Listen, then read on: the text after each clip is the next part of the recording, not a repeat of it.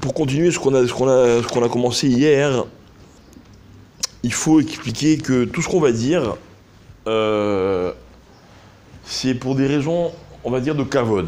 C'est quoi pour des raisons de kavod?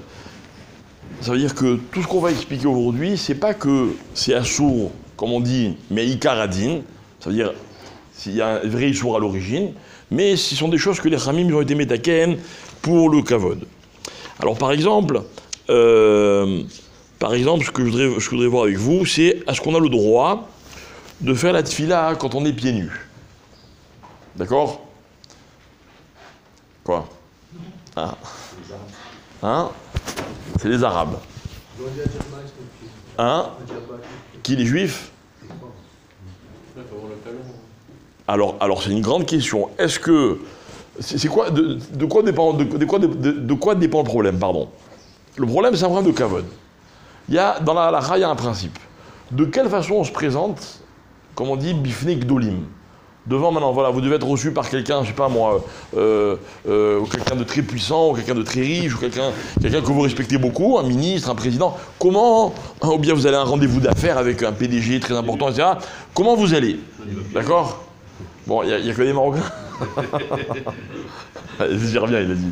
Non. Alors, c'est quoi le minag? Alors, maintenant, il y a une double question. Est-ce que le minag, il dépend de l'endroit où je me trouve? Je ne sais pas comment ça se passe dans certains pays, mais peut-être que dans certains pays, ça se passe, oui, comme ça. OK?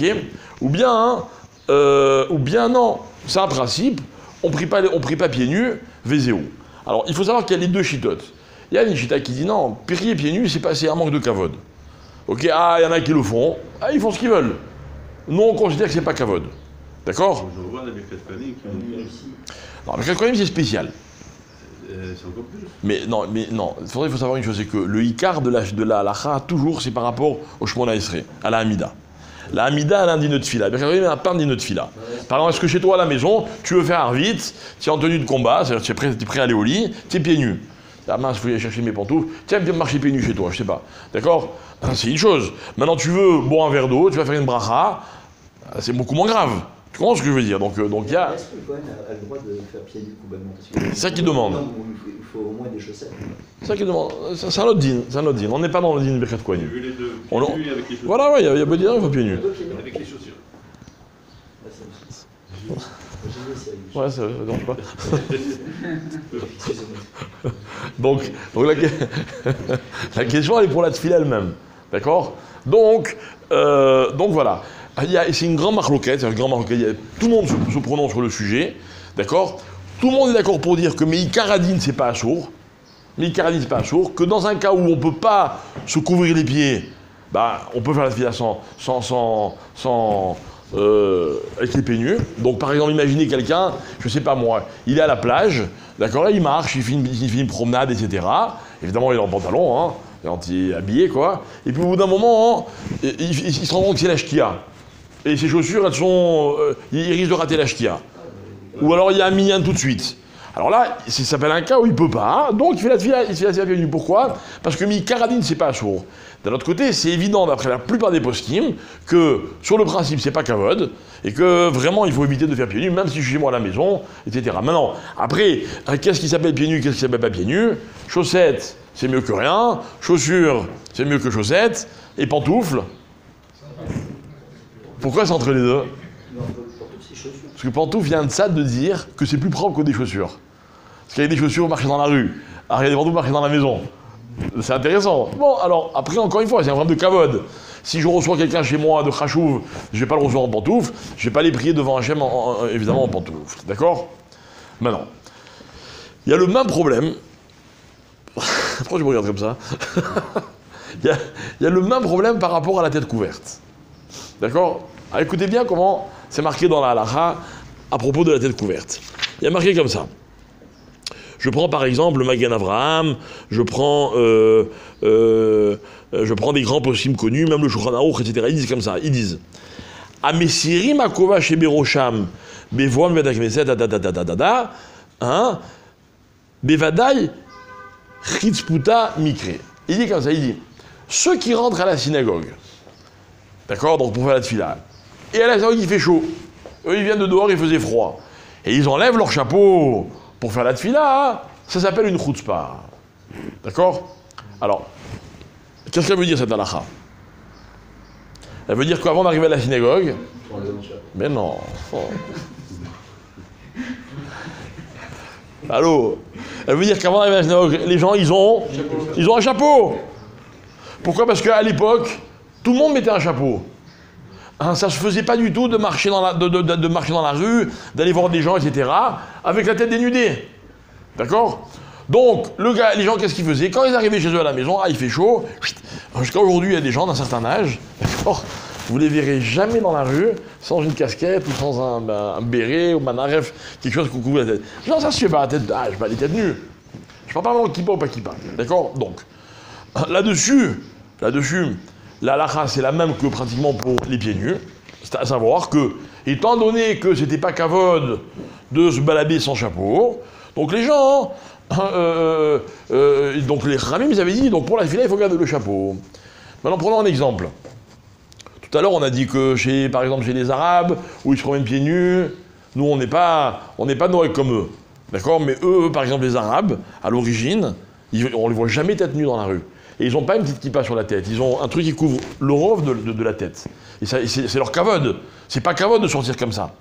D'accord? Bekitsour, la halakha, c'est la suivante. C'est que, normalement, quand on fait la tefila, on doit avoir la tête complètement couverte. D'accord? Comment couverte? C'est-à-dire pas une kippa, c'est-à-dire mamache couverte. D'accord? Maintenant. Mincha arvit, ok. Mitzaladin, enfin pas mitzaladin. Beaucoup de postes qui me disent il faut avoir le rov de la tête qui est recouvert. Shacharit, comme on a les tefilines, alors on n'a pas besoin. D'un autre côté, comme on a le talit, donc du coup c'est bien de se recouvrir la tête avec le talit. Maintenant là, il y a deux choses qui se chevauchent. La première, c'est qu'il y a un digne de kavod. Là-dessus, je suis d'accord de discuter avec vous. Pourquoi? Parce que de nos jours, c'est plus tellement mékoubal. De nos jours, les gens mékoubadim, ils ne vont pas forcément avec un chapeau ou une casquette. D'accord? Donc peut-être que ça n'existe plus. D'un autre côté, il y a un autre inyan, c'est quoi? C'est que quand on a la tête couverte, il y a plus la yirat shamaïm. C'est-à-dire que on est beaucoup plus, on se sent beaucoup plus dans la tefila, etc.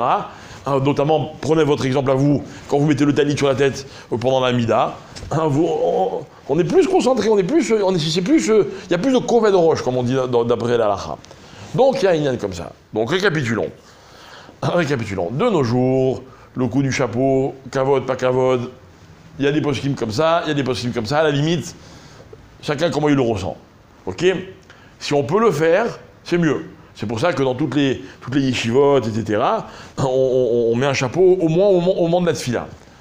D'accord? Chez d'autres, c'est pas un chapeau, mais par exemple, ils ont pour la tefila des grandes kippotes qui mettent davka pour la tefila. Ok? Alors, au minimum, on met le talit sur la tête à shacharit. D'accord? Dans tous les cas, on doit savoir qu'il faut se présenter devant Hachem avec kavod et avec koved roche. Maintenant, j'en arrive à un autre problème par lequel j'aurais peut-être dû commencer. Est-ce que la kippa, mais Ikaradin, c'est un chiyuv. C'est une obligation. Est-ce que je peux faire une bracha sans kippa? Je suis à la plage, je suis chez moi à la maison, je suis en détente, à la piscine, là où vous voulez, je vais boire un bon coca frais, je vais faire chez Akol, parce que moi je suis pas quelqu'un qui boit sans faire la bracha. Et j'ai pas de kippa.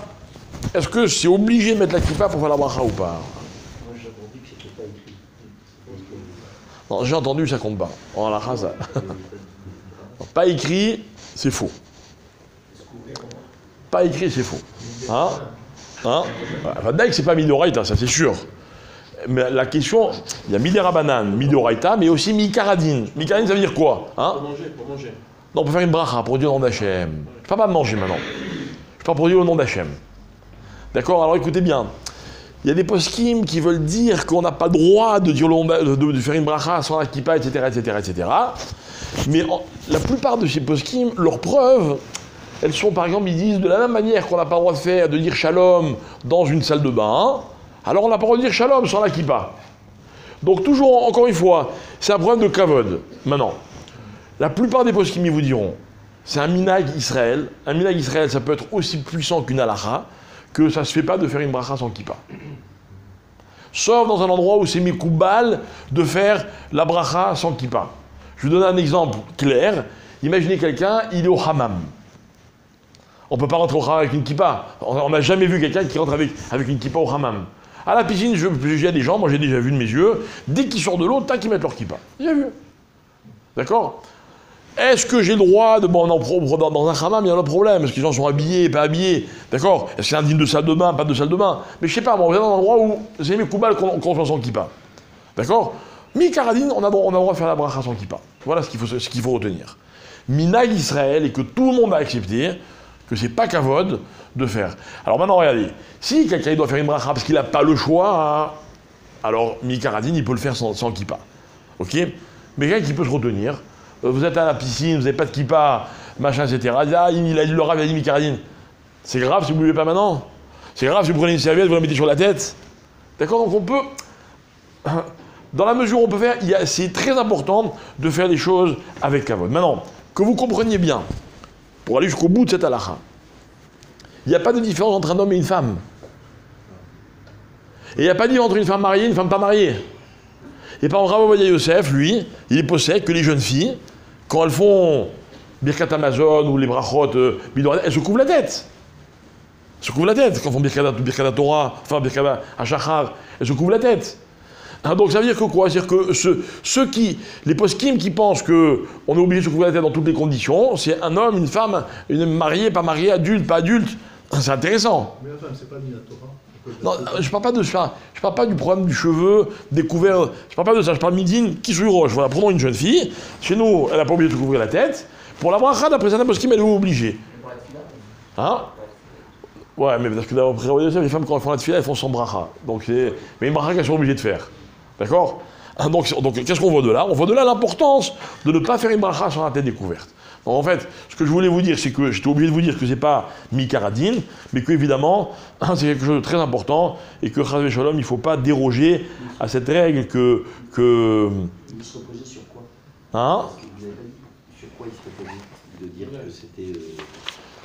que ce minag... Non, ce minag, il a commencé... comme le minag de la bracha de Baruchat Hashem, Oter Israël Betifara. Vous dites tous les matins, n'est-ce pas? Ça veut dire quoi, Oter Israël Betifara? Traduisez-moi cette phrase que vous dites tous les jours. Il couronne Israël par la splendeur. Quelle couronne? La kippa. D'accord? Ou la tête couverte. Hein? J'avais dit ça l'autre jour au cours, pour la couronne. Ah voilà. Alors c'est la kippa, et on l'apprend de cette bracha-là, notamment, hein, c'est pas forcément ça le mécor, ok? Mais on voit que, encore une fois, c'est quelque chose qui est mécoubal.